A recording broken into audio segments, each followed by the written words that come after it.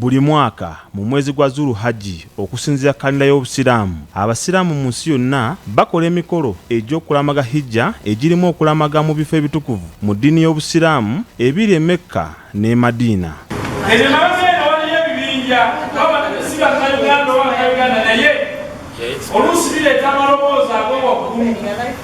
Okuva ekirwadde ki COVID-19 bwe kyalumba ensi mu mwaka gwa 2019 ebintu bingi byayimirira olw'omuggalo era ebimu ku byayimirizibwa gy'emikolo egy'emu ku mpagi 5 ezikola eddiini y'Obusiraamu era wano mu Uganda kitutte ebbanga lya myaka 2 nga teri musiraamu atuukiriza mpagi eno.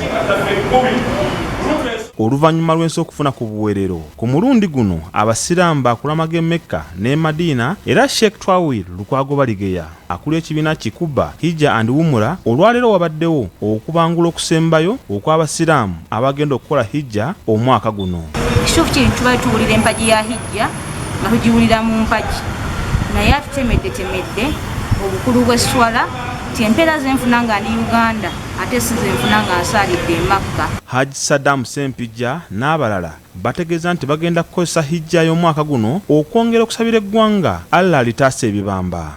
Bantu bangi balina ssente naye si buli agenda e Mecca nti aba alina ssente wabula Mungu aba akulonzeeyo bulungi n'otegeera amakulu ga Hijja kye ki ogenda okutuukiriza empagi ey'okutaano mu Busiraamu.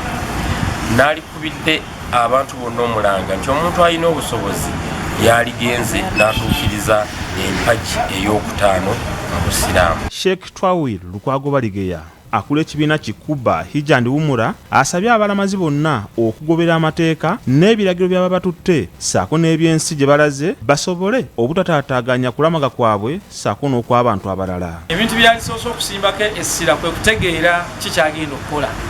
Ekyokubiri kwe kubeera n'empisa. Ekyokusatu kwe kukola omulimu guno ng'alinamu obusaasizi ku banne. Buli wotabeera na busaasizi eri banno b'ogenda okukola nabo mwana wattu omenyekera olwalirayo.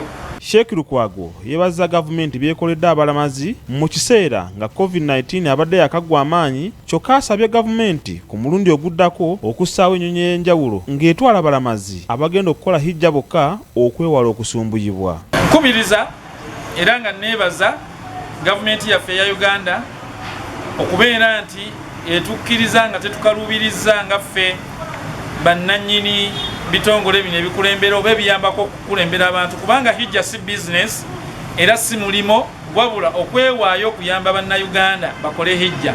Next time etusizeewo n'ennyonyi yaffe eya Uganda ki oba Uganda Airlines n'okuwa eddembe ennyonyi zonna ezigenda okubeera nga zigenda ki e Mecca.